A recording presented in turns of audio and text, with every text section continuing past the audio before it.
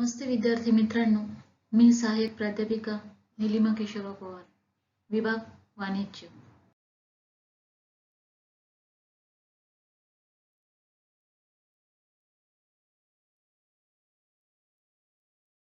विद्यार्थी मित्रांनो, मागील लेक्चरमध्ये आपण व्यवसाय प्रशासन 2 या विषयातील प्रकरण 3 कर्मचारी कारकीर्द आणि उत्तराधिकारी नियुक्ती नियोजन या प्रकरणातील कारकीर्द नियोजन म्हणजे काय, त्याचा अर्थ, व्याख्या, ध्येय आणि उद्दिष्टे अभ्यासलेली आहेत.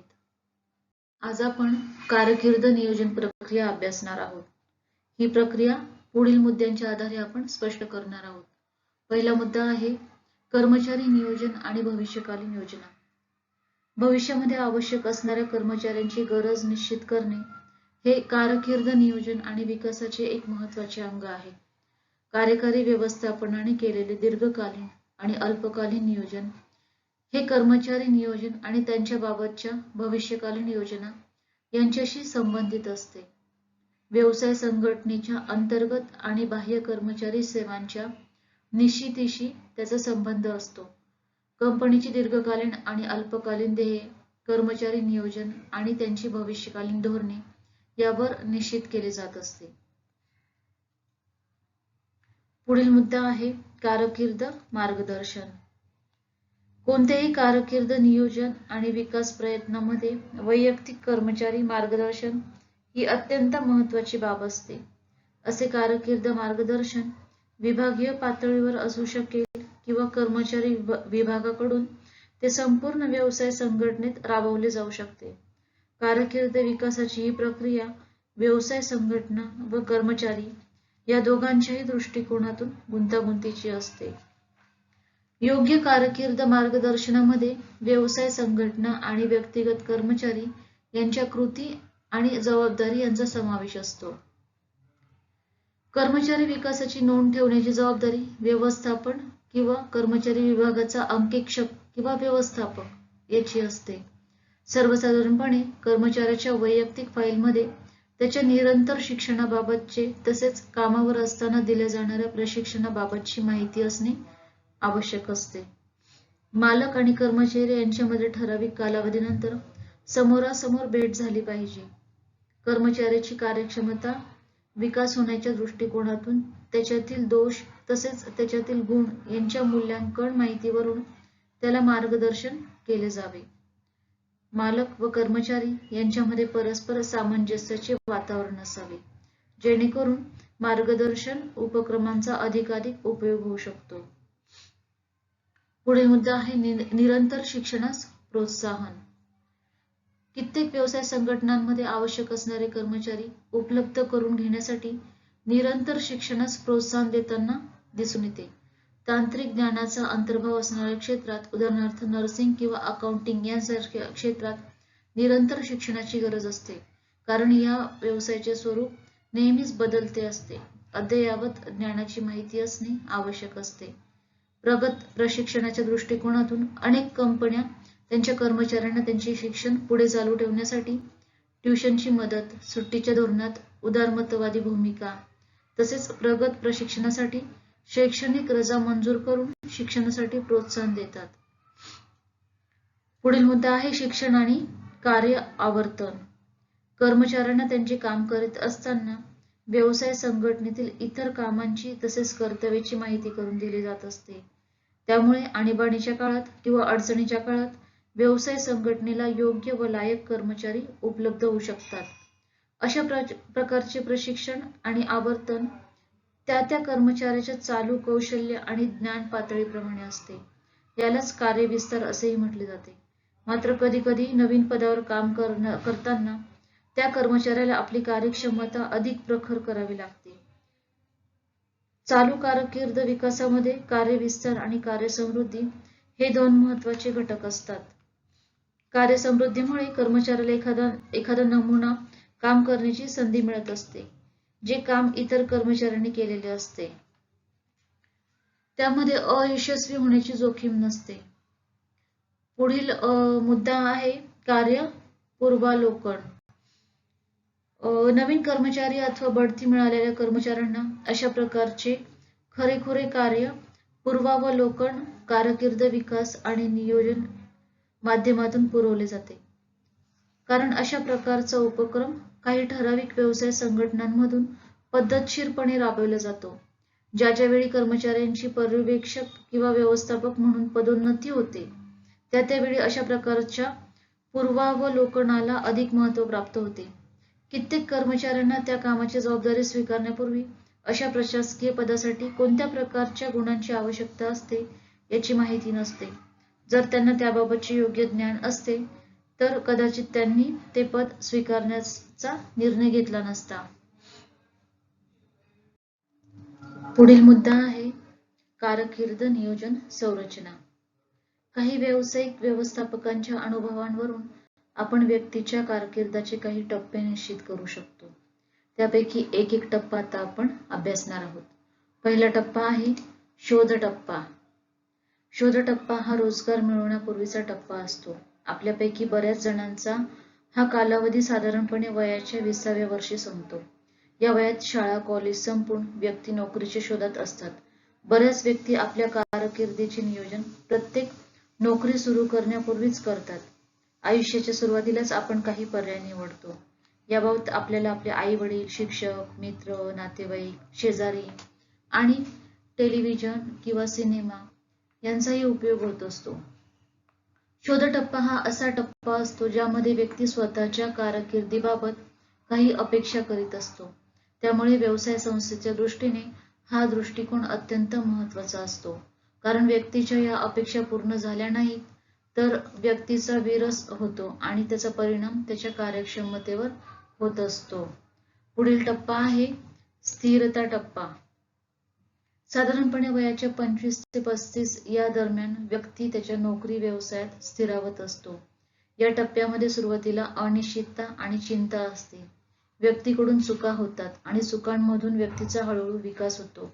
त्याच्या जबाबदाऱ्या वाढतात. या टप्प्यामध्ये 2 महत्त्वाच्या गोष्टी असतात. एक गोष्ट व्यक्ती समाजात स्वतःचे स्थान निर्माण करण्याचा प्रयत्न करत असते, तर दुसरी गोष्ट म्हणजे जीवनामध्ये विविध अंगांनी प्रगती आणि सुधारणा व्हावी या दृष्टीने काम करत असतो. स्वतःला एक प्रकारे सिद्ध करण्याचाच तो प्रयत्न करत असतो. पुढील टप्पा आहे मध्यम टप्पा. साधारणपणे वयाच्या 35 ते 45 या दरम्यान आणखी एक संक्रमण काळ सुरू होतो, जो स्थिरता टप्पा आणि नंतरचा कारकीर्द टप्पा यांच्यामध्ये असतो. हा जीवनातील किंवा कारकिर्दीमधील मध्यावरचा टप्पा असतो. हा असा कालावधी असतो ज्यामध्ये जीवन रचना जी स्थिरावलेली असते तिचे गंभीरपणे मूल्यमापन केले जाते.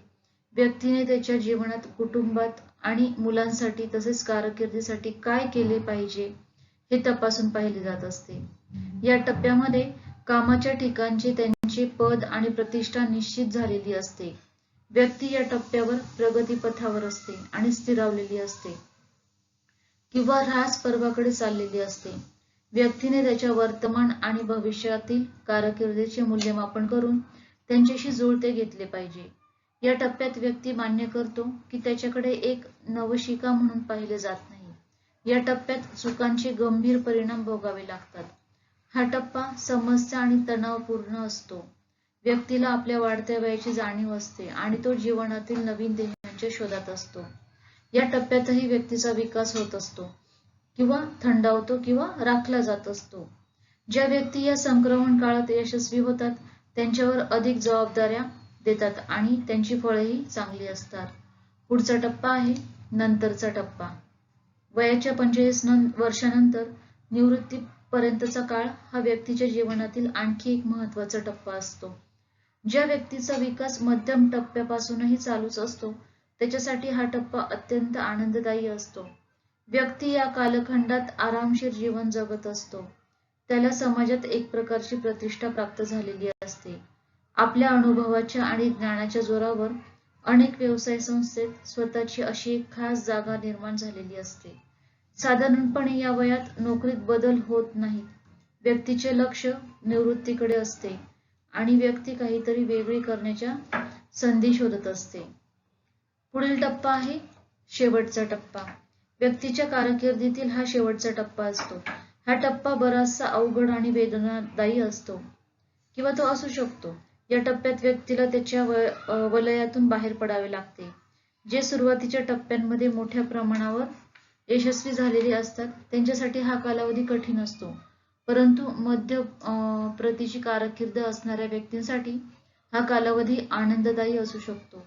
या टप्प्यातील महत्त्वाचे लक्ष असतात त्यांच्या जीवनातील महत्त्वाच्या घटकांची चिकित्सकपणे केलेली निवड. एक नवीन जीवन रचना तयार केली जाते. शेवटच्या काळात व्यक्तीला संस्थेपासून दूर जाण्यासाठी तयार व्हावे लागते. व्यक्तीच्या जीवनात निवृत्ती अनिवार्य आहे आणि व्यक्तीच्या जीवनात त्याचा महत्त्वाचा बदल होणार असतो. काम हे व्यक्तीच्या अगोदरच्या जीवनातील महत्त्वाचे आणि वेळखाऊ घटक आता व्यक्तीच्या जीवनाच्या केंद्रस्थानी नसते. अशी ही कारकीर्द नियोजनाची संरचना आपण बघितलेली आहे. उत्तराधिकारी नियोजन ही योग्य वेळी, योग्य ठिकाणी, योग्य प्रमाणात व्यवसाय संस्थेत आवश्यक असणाऱ्या कर्मचाऱ्यांच्या नियोजनाची प्रक्रिया आहे. कारकीर्द विकास आणि उत्तराधिकारी नियोजन या दोन्हींचा एक मुख्य घटक आहे आणि तो म्हणजे कर्मचारी होय. या दोन्हींचा उद्देशही एकच असतो. व्यवसाय संस्थेची पूर्वनिश्चित उद्दिष्टे साध्य करण्यासाठी व्यवसाय संस्थेच्या विकासात सर्व टप्प्यांवर योग्य प्रमाणात योग्य कर्मचाऱ्यांची उपलब्धता हाच तो उद्देश असतो. व्यक्तींमध्ये विकास घडून आल्यानंतर त्या व्यक्तींना जर त्या व्यवसाय संस्थेत विकासाच्या किंवा वाढीच्या संधी दिल्या नाहीत तर अशा व्यक्ती त्या संस्था सोडून जातात. जर संस्थेमध्ये उत्तराधिकारी नियोजन नसेल किंवा संस्थेत उपलब्ध असणाऱ्या संधींचे योग्य संदेशवहन होत नसेल तर व्यक्ती ती संस्था सोडून जाते आणि परिणामी संस्थेला तोटा होत असतो. उत्तराधिकारी नियोजन ही व्यवसाय संस्थेतील महत्त्वाच्या पदांवर काम करण्यासाठी अंतर्गत कर्मचाऱ्यांची ओळख आणि विकास करण्याची प्रक्रिया असते. उत्तराधिकारी नियोजन हे त्या पदांवर काम करण्यासाठी अनुभव आणि सक्षम कर्मचाऱ्यांच्या उपलब्धतेची खात्री देते. उत्तराधिकारी नियोजनामुळे व्यवसाय संस्थेतील पात्र कर्मचाऱ्यांची व्यवस्थापनातील महत्त्वाच्या पदावर नियुक्ती होते. व्यवसाय संस्थेची जोखीम कमी करण्याच्या क्षमतेचा तो एक भाग असतो. त्यामधून एक सशक्त नेतृत्व लाभते. व्यवसाय संस्थेचा कारभार सुरळीत चालतो आणि कर्मचारी वर्गाचे नीतिधैर्य वाढत असते.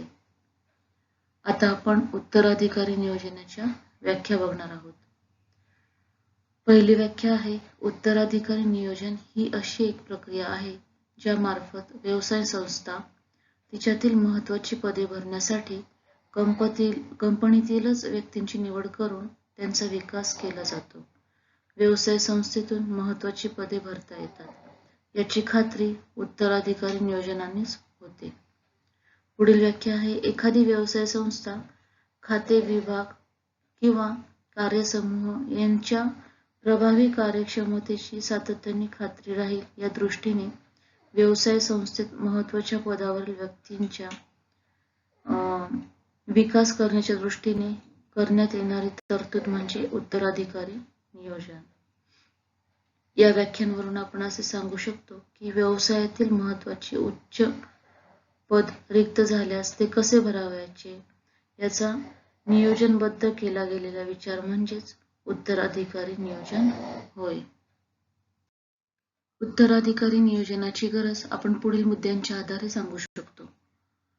महत्त्वाच्या भूमिका बजावण्यासाठी उपलब्ध कर्मचाऱ्यांना तयार करणे, कर्मचाऱ्यांची हुशारी वाढवून दीर्घकालीन विकास घडवून आणणे, कर्मचाऱ्यांच्या क्षमता तसेच एकूण कार्यक्षमता सुधारणे, त्याचप्रमाणे कर्मचारी निष्ठा वाढविणे आणि त्यामार्फत कर्मचारी टिकविणे, अस्तित्वात असणाऱ्या कर्मचाऱ्यांच्या कारकीर्द विकास आवश्यकता पूर्ण करणे,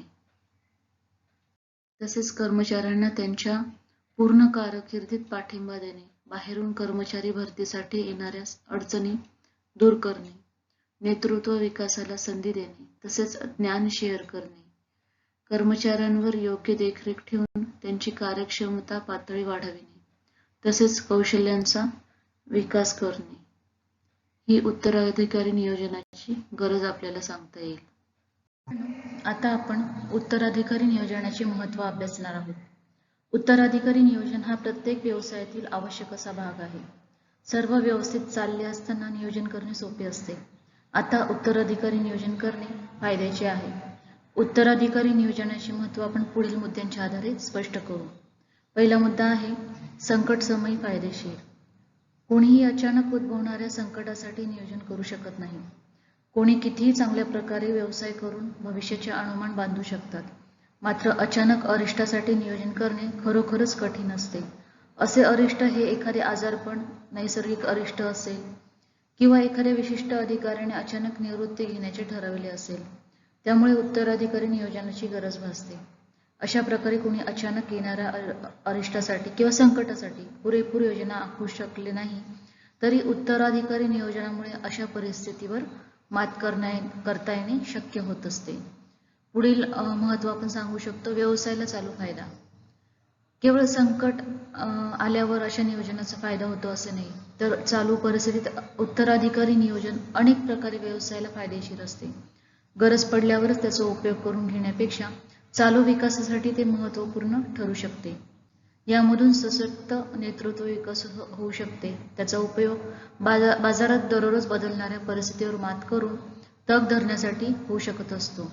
पुढील महत्त्व आपण सांगू शकतो म्हणणे मांडण्याची संधी.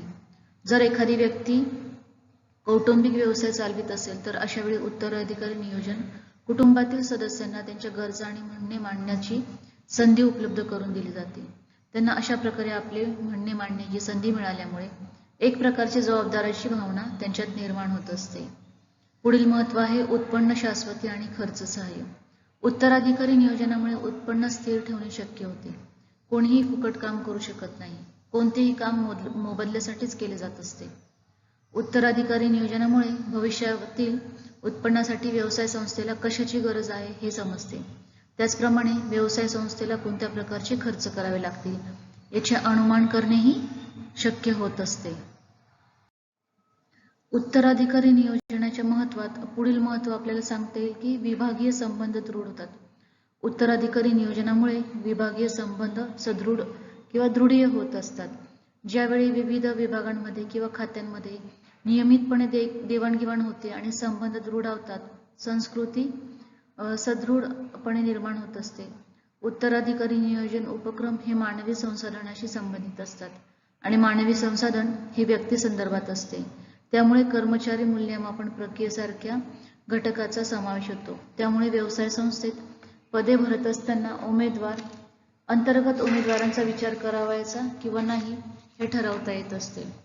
पुढील महत्त्वाचा मुद्दा आपण सांगू शकतो बदलाला विरोध होत नाही. विद्यार्थी मित्रांनो, बदल हा उत्तराधिकारी नियोजनाचा महत्त्वाचा घटक आहे. मात्र या बदलामुळे एक प्रकारचा ताणतणाव निर्माण होऊ शकतो. विशेषतः कर्मचाऱ्यांची आयुष्ये पणाला लागतात. तेव्हा उत्तराधिकारी नियोजन करताना त्याचे सकारात्मक परिणाम लक्षात घेतले पाहिजे. भविष्याचा विचार करून कर्मचाऱ्यांना यात सहभागी करून घेऊन त्यांची संस्थेप्रती असलेली निष्ठा वाढविता येते, जेणेकरून ते बदलाला विरोध करीत नाही.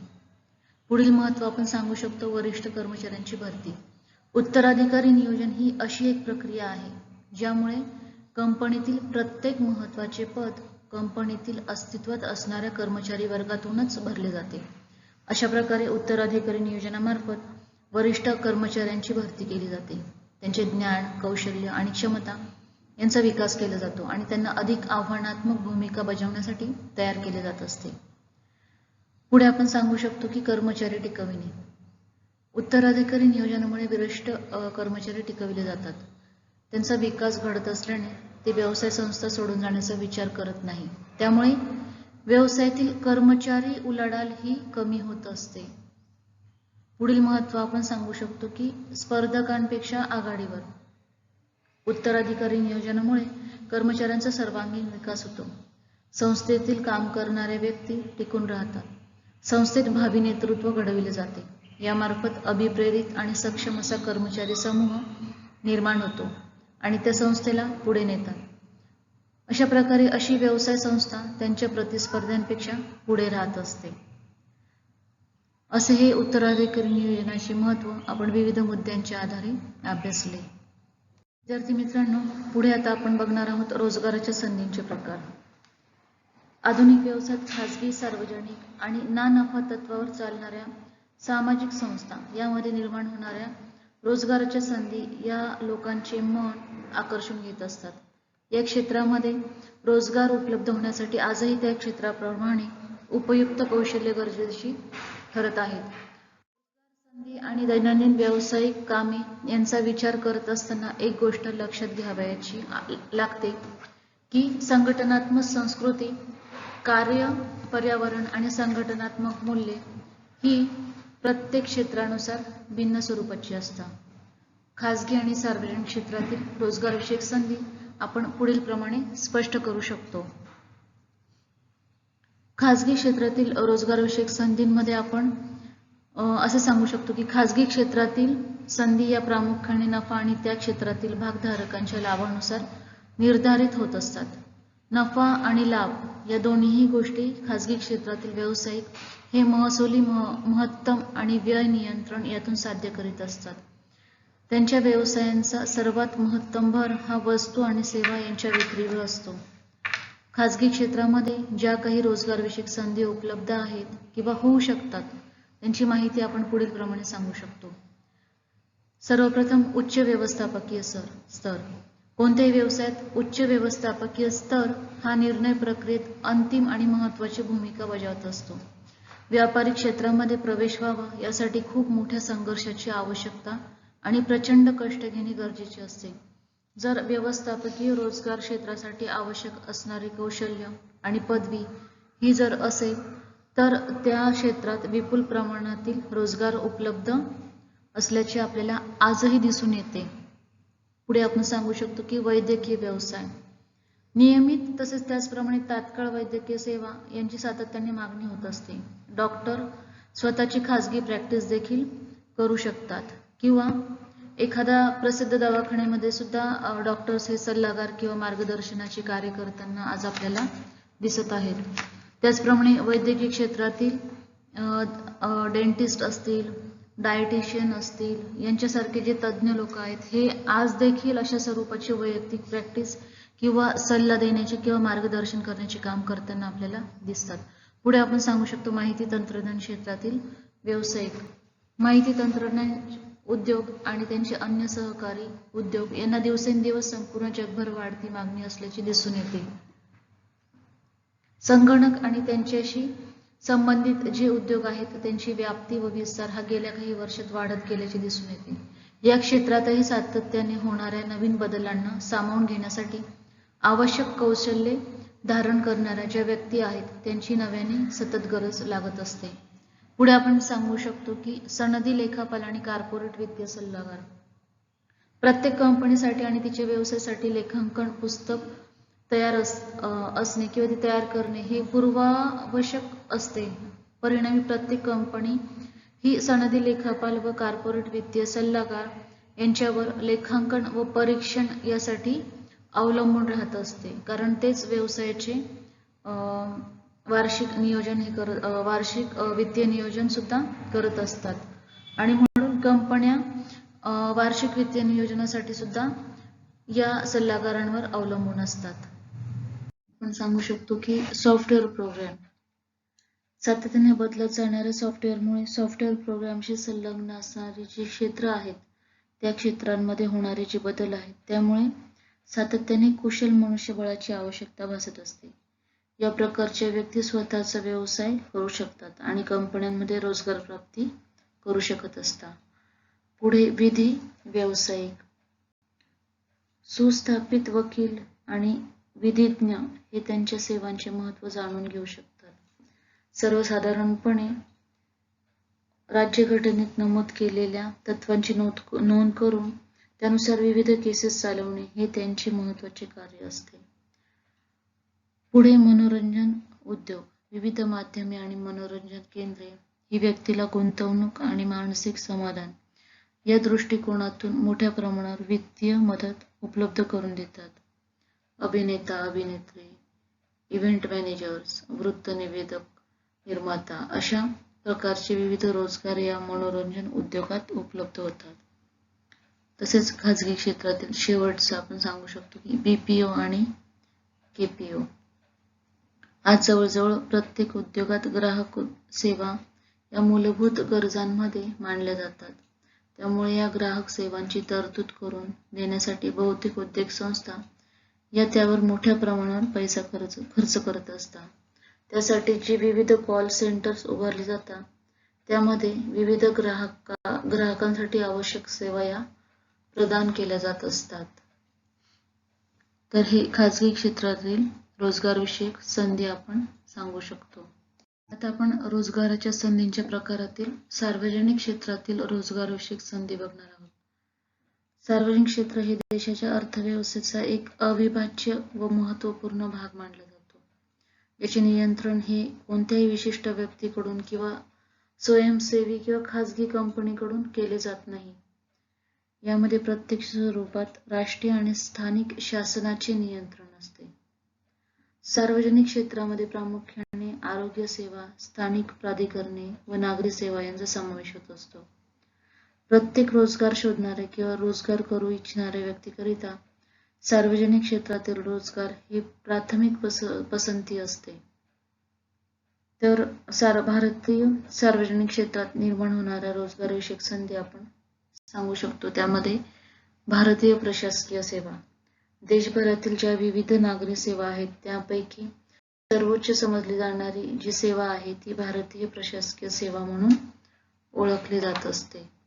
प्रशासकीय सेवेतील अधिकाऱ्यांनी शासनाद्वारे विविध स्वरूपाचे सेवेच्या तसेच वित्तीय संदर्भातील लाभ प्रदान केले जातात. त्यामुळे भारतीय प्रशासकीय सेवेतील रोजगार संधी या वैशिष्ट्यपूर्ण ठरत असतात. पुढे आपण सांगू शकतो भारतीय परराष्ट्रीय सेवा. एक परराष्ट्रीय सेवेतील अधिकारी म्हणून व्यक्ती संपूर्ण आंतरराष्ट्रीय स्तरावर स्वतःच्या देशाचे प्रतिनिधित्व करण्याची संधी निर्माण होते. भारतीय परराष्ट्रीय सेवेमध्ये समाविष्ट होत असताना त्या व्यक्तीला देशाच्या परराष्ट्रीय धोरणांची सर्वसाधारण माहिती असणे गरजेचे असते. पुढे आपण सांगू शकतो शासकीय विद्यापीठात व्याख्याता. दिवसाच्या कामाचे काही ठराविक तास लक्षात घेता स्त्रियांकरिता या स्वरूपाचा रोजगार हे एक आदर्श उदाहरण आहे. या रोजगाराने देशाची जी तरुण पिढी असते तिला सर्व अर्थाने साक्षर व सुसंस्कारी करण्याची संधी प्राप्त होत असते. बँकेतील रोजगाराच्या संधी.